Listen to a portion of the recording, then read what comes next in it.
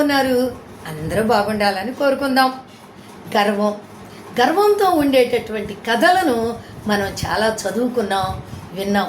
గర్వంతో మరి చాలామంది నాశనం అయిపోయారు, మరి విజయాన్ని చేరుకోలేకపోయారు అని ఎన్నో కథలు తెలుసుకున్నాం మనం. అలాంటి కథల్లో జానపద కథలు ఉన్నాయి, పంచతంత్ర కథలు ఉన్నాయి, మరి మామూలు సామాజిక కథలు ఉన్నాయి. వాటితో పాటు ఇప్పుడు నేను కూడా మీకు ఒక చిన్న కథ చెప్తున్నాను. ఒక అడవిలో ఒక టేకు చెట్టు, గంధపు చెట్టు రెండు కలిసి పెరుగుతాయి. రెండింటికి ఒకే వయసు ఉంటుంది. ఎప్పుడూ కూడా టేకు చెట్టు బలంగా ఉంటుంది కదా, దానికి కాస్త గర్వం ఎక్కువ. అది ఎప్పుడు దాని పక్కనే ఉన్న గంధపు చెట్టును ఎగతాళి చేస్తూ ఉండేది.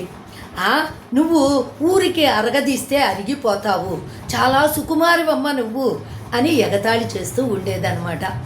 అలా అన్నా కూడా గంధపు చెట్టు ఏమీ మాట్లాడేది కాదు. అరగదీస్తే అది సువాసన వెదజల్లుతుంది కదా, నేను సువాసన వెదజల్లుతాను, నాలో సుగంధం ఉంది అని ఎప్పుడూ కూడా గంధపు చెట్టు అనేది కాదు.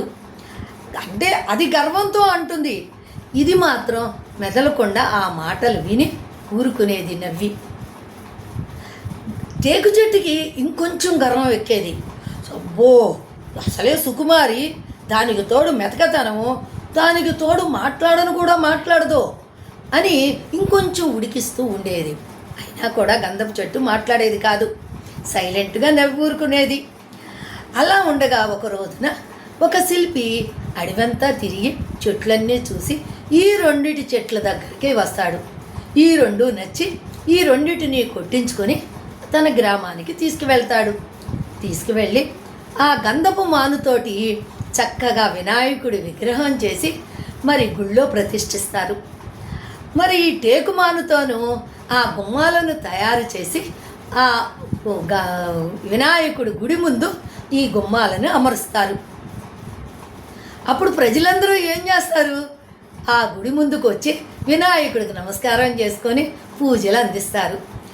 మరి తెచ్చిన కొబ్బరికాయల్ని ఆ టేకుతో చేసినటువంటి గుమ్మం మీద కొడుతూ ఉంటారు. ఇప్పుడు టేకు చెట్టుకి దెబ్బలు, పూజలేమో గంధపు చెట్టుకి. తెలిసింది కదా. ఇప్పుడు టేకు చెట్టుకి అవమానంతో గంధపు చెట్టుతోటి అంటుంది, నేను చాలా తప్పు చేశాను మిత్రమా, నన్ను క్షమించు. నీ యొక్క విశిష్టత నేను అర్థం చేసుకోలేకపోయాను, అందుకే నేను ఇప్పుడు అనుభవిస్తున్నాను చూడు. నేను ఈ టెంకాయ దెబ్బలతో ఎలా పడి ఉండాల్సి వచ్చింది. నీవేమో పూజలు అందుకుంటున్నావు. ఏదైనా మరి మంచి ఎప్పుడూ కూడా మంచే జరుగుతుంది. నువ్వు మౌనంగా ఉంటే నేను ఇంకా ఉడికించేవాడిని. నీ మౌనమే నీకు చూడు ఎంతటి గొప్ప కీర్తిని తీసుకొచ్చిందో అనేసి తనని క్షమించమని టేకు చెట్టు అడుగుతుంది. ఇప్పుడే నేను తెలుసుకున్నాను అన్నట్టుగా. మరి ఇంతే కదా, ఎవరైనా అంతే, గర్వంతో విర్రవీగకూడదు. గర్వంతో విర్రవీగితే ఇంతే. ఇతరుల యొక్క శక్తియుక్తుల్ని తెలుసుకోకుండా ఎప్పుడూ కూడా మాట్లాడకూడదు. ఇందులో ఈ కథలో నీతి అదే. మరి మౌనంగా ఉండి అంతటి సుగంధాన్ని తనలో ఇముడ్చుకొని కూడా గంధపు చెట్టు ఎప్పుడూ కూడా విర్రవీగలేదు, మాట్లాడలేదు. అందుకునే పూజలు అందుకుంటాంది.